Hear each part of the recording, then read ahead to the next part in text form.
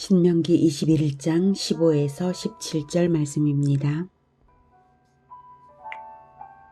어떤 사람이 두 아내를 두었는데 하나는 사랑을 받고 하나는 미움을 받다가 그 사랑을 받는 자와 미움을 받는 자가 둘 다 아들을 낳았다 하자. 그 미움을 받는 자의 아들이 장자이면 자기의 소유를 그의 아들들에게 기업으로 나누는 날에 그 사랑을 받는 자의 아들을 장자로 삼아 참 장자, 곧 미움을 받는 자의 아들보다 앞세우지 말고 반드시 그 미움을 받는 자의 아들을 장자로 인정하여 자기의 소유에서 그에게는 두 몫을 줄 것이니 그는 자기의 기력의 시작이라. 장자의 권리가 그에게 있음이니라. 사랑하는 형제 여러분, 2월 25일 목요일 새벽 목상에 오신 것을 환영합니다. 신명기 설교 중 성민의 일상생활 율법이 선포되고 있습니다. 하나님께서는 율법을 주실 때에 일상생활에 관해서도 세밀한 명령으로 주셨는데요.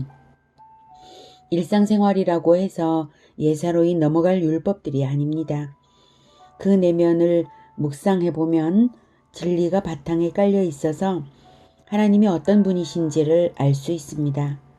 제사법은 제사법대로, 사회법은 사회법대로 모든 율법에는 하나님이 나타나 있습니다.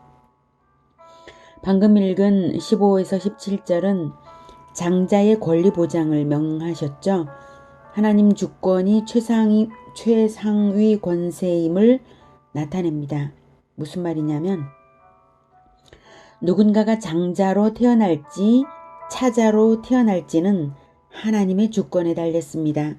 15절에 어떤 사람이 두 아내를 두었는데 하나는 사랑을 받고 하나는 미움을 받다가 그 사랑을 받는 자와 미움을 받는 자가 둘 다 아들을 낳았다 하자 그 미움을 받는 자의 아들이 장자이면 어느 아내에게서 장자를 낳게 하실 것인지는 하나님의 주권에 달려 있습니다. 16절 자기의 소유를 그의 아들들에게 기업으로 나누는 날에 그 사랑을 받는 자의 아들을 장자로 삼아 참 장자 곧 미움을 받는 자의 아들보다 앞세우지 말고 출산을 주관하시는 분도 하나님이시고 먼저 태어난 참장자에게 장자권을 주도록 명령하시는 분도 하나님이십니다. 아비라 할지라도 아들의 장자권을 빼앗을 수 없는 것은 아들의 장자권을 정하지도 못하고 빼앗지도 못하고 그것은 아버지라고 할지라도 할 수 없다는 것이죠. 그것은 하나님께서 정하신 것이니까요. 장자권이 하나님의 주권적 명령입니다. 가정에서도 하나님의 주권은 아버지의 권세보다 위에 있습니다. 17절 반드시 그 미움을 받는 자의 아들을 장자로 인정하여 자기의 소유에서 그에게는 두 몫을 줄 것이니 그는 자기의 기력의 시작이라 장자의 권리가 그에게 있음이니라. 하나님은 장자권을 하나님의 주권으로 붙드심으로써 인간 사회의 질서를 잡고 계십니다. 한편 아내를 두었는데 라고 15절에 두 아내를 두었는데 하나님은 에덴 동산에서 가정 제도를 창설을 하셨는데요. 그때부터 오직 일부 일처제를 세우셨습니다. 창세기 2장 18에서 25절을 보면 알 수 있죠. 일부 다처제를 세우지도 않으셨고 일부 다처제를 지지하지도 않으십니다. 하나님이 일부 일처제만을 세우신 것은 창세기 2장 18절에 여호와 하나님이 이르시되 사람이 혼자 사는 것이 좋지 아니하니 내가 그를 위하여 돕는 배필을 지으리라 라고 하셔서 하나님은 단 한 사람의 배필을 지으셨습니다. 일부 일처제를 만드신 거죠. 그리고 창세기 2장 24절 이러므로 남자가 부모를 떠나 그의 아내와 합하여 둘이 한 몸을 이룰지로다 라고 둘이 한 몸을 이루라고 하셔서 가정제도를 창설하신 것입니다. 하나님은 삼위일체 연합적인 분이시고 사람을 하나님의 형상으로 창조하셨다는 것은 사랑으로 연합하는 존재로서 부부가 사랑으로 연합하고 부모와 자녀들이 사랑으로 연합하도록 지으신 것입니다. 하나님이 연합적인 분이신 것처럼 사람도 연합하도록 지으신 것입니다.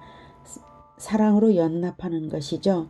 그게 바로 일부일처제를 지으신 것입니다.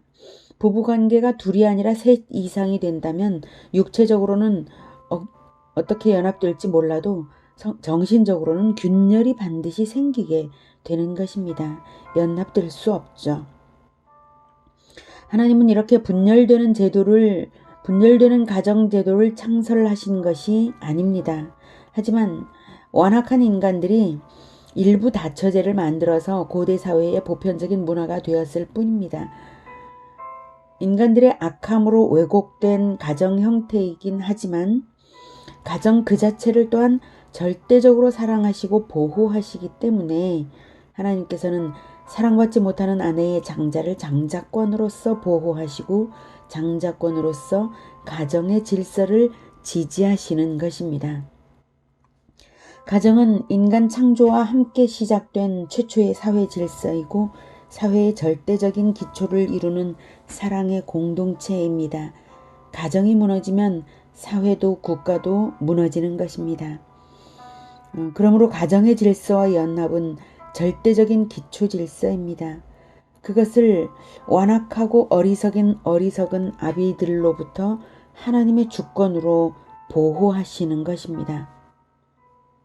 그러므로 성도는 축첩이나 자녀 편애를 해서는 안 됩니다. 성경과 역사는 축첩이나 편애의 결과가 불행인 것을 잘 알려줍니다. 이 신명기 율법은 다만 그러한 풍습 안에서일지라도 더 심각한 폐단을 방지하기 위해 규례를 주신 것이고요. 자, 그것은 그렇고요. 장자권 문제와 관련하여 한 가지 질문을 드려볼게요. 서두에 제가 모든 율법에는 하나님이 나타나 있다고 말씀드렸어요. 율법은 진리를 담고 있는 것은 물론이고요. 그렇다면 율법이 주어지기 이전 시대, 즉 창세기 시대에도 하나님은 이 율법의 원리대로 인도하셨을 것이 틀림없습니다. 진리의 하나님이시니까요. 자, 이제 질문입니다. 아내들의 서열과 무관하게 참 장자에게 장자권을 보장하신 하나님이신데요. 창세기 21장에서는 참 장자인 이스마엘과 그 어미 하갈을 내쫓으라는 사라의 요구대로 들어주라고 아브라함에게 명하십니다. 창세기 21장 12절 하나님이 아브라함에게 이르시되 네 아이나 네 여종으로 말미암아 근심하지 말고 사라가 네게 이른 말을 다 들으라. 이삭에게서 나는 자라야 네 씨라 부를 것임이니라 이러셨거든요. 이 사실을 어떻게 해석할 수 있을까요? 하나님께서 진리를 거스르신 것일까요? 그 대답은 이것입니다. 하나님과 아브라함과의 언약으로부터 모든 것이 출발했는데요. 아브라함은 정확히는 아브라함과 사라 두 사람의 한 몸 공동체입니다. 아내 없이 아브라함 혼자 존재하지 않습니다. 두 사람의 한 몸 공동체입니다. 하나님은 사라와 사라가 출산날 아들과 그 후손들까지 포함하는 아브라함 공동체와 언약하신 것입니다. 아브라함은 대표인 것이지 뚝 떨어진 개인이 아닙니다. 그리고 언약의 내용도 많은 후손을 주시겠다는 것 아니었나요? 그 많은 후손을 포함한 믿음의 공동체 전체와 언약하신 것입니다. 언약이 없으면 율법이 없습니다. 언약은 율법의 출발입니다. 하나님은 가정을 통하여 후손을 낳도록 인간을 창조하셨고 하나님의 언약은 대표자와의 언약입니다. 그러기에 사라를 통해 출생할 이삭의 장자권은 이스마엘 출생 이전부터 하갈을 취할 때부터 그보다 더 이전부터 이미 언약에 근거한 것이 바로 사라와의 언약입니다. 언약에 근거한 것이 바로 사라를 통해 태어날 이삭의 장자권입니다. 하나님의 언약의 절대성은 하나님 주권의 절대성입니다. 하나님 주권이 최우선이 되지 못한다면 진리는 무너지는 것입니다. 오늘은 일부 다처 가정의 장자권 문제를 통하여 언약 안에 있는 가정들을 주권적으로 보호하시는 진리의 하나님, 질서의 하나님을 만났습니다. 언약 안에 있는 모든 것이 주권적으로 질서에 따라 진리에 따라 보호됩니다. 일부 다처 가정에서의 그 질서도 역시 하나님의 언약의 절대성, 하나님의 주권의 절대성에 의해서 지지되고 또 보호되는 것입니다.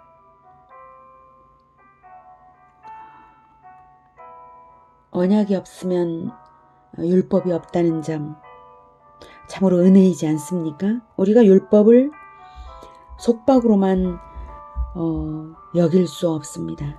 우리가 하나님께서 우리에게 언약을 베풀어 주셨다는 것, 언약을 맺어 주셨다는 것은 절대적인 은혜입니다. 하나님이 무엇이 부족하여서, 무엇이 아쉬워서 피조물인 인간, 죄인, 죄를 지어서 하나님을 대적한 인간과 하나님께서 언약을 맺어 주시겠습니까? 무엇이 아쉬워서요? 하나님께서 우리 인간들과 언약을 맺어 주신 것 그 자체가 놀라운 은혜입니다. 은혜를 바탕으로 율법은 세워졌습니다. 하나님의 은혜가 없이 그 어떤 인간도 구원받을 수 없습니다. 은혜가 있었기에 언약이 주어졌고, 언약이 있었기에 그 언약대로 예수 그리스도를 보내셨고, 예수 그리스도의 피의 대속으로 말미암아 우리는 하나님과 언약 관계 안으로 들어가서 아브라함의 믿음의 후손이 되었습니다. 참으로 하나님의 이 은혜의 진리가 참으로 은혜롭습니다.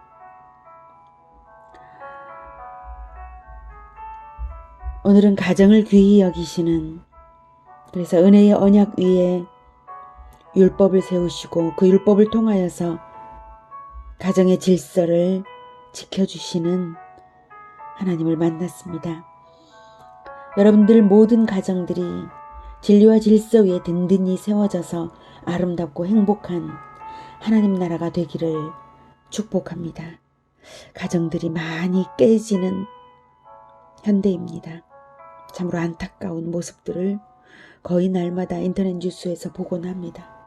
우리가 탄식하면서 가정들을 위하여 기도하고, 그리고 또한 가정의 귀중함을 우리 믿는 사람들은 먼저 지키고 유지하고, 그리고 세상에 빛을 밝혀서 가정들이 지켜지도록, 가정들의 행복이 지켜지도록 우리가 빛을 밝히고 기도해야 하겠습니다. 기도하겠습니다. 하나님, 말할 수 없는 은혜로 우리와 언약을 맺어주셨습니다. 우리가 예수님의 피로 그 언약 관계 안으로 들어갔습니다. 우리의 가정,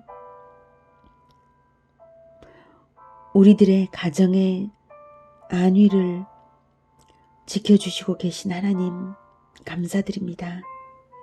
우리가 어리석어서 사랑의 연합을 깨뜨리기 쉬운 자들이지만 하나님의 그 은혜로운 하나님의 마음, 삼위일체의 하나님, 연합하시는 하나님을 늘 생각하게 하여 주시고, 예수 그리스도의 피를 흘려서라도 또한 우리와 연합하기를 간절히 원하신 그 뜨거운 사랑을 잊어버리지 않게 하여 주시옵소서.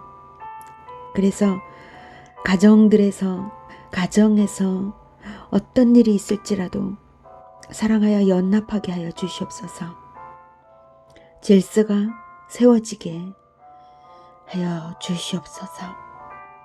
그래서 하나님의 그 연합하는 모습을 닮은 가정들이 되게 하여 주시옵소서. 자녀들을 학대하지 않고 부부가 뜨겁게 사랑하고 믿는 자의 가정이 먼저 주 안에서 얼마나 행복한지가 나타나게 하여 주시옵소서.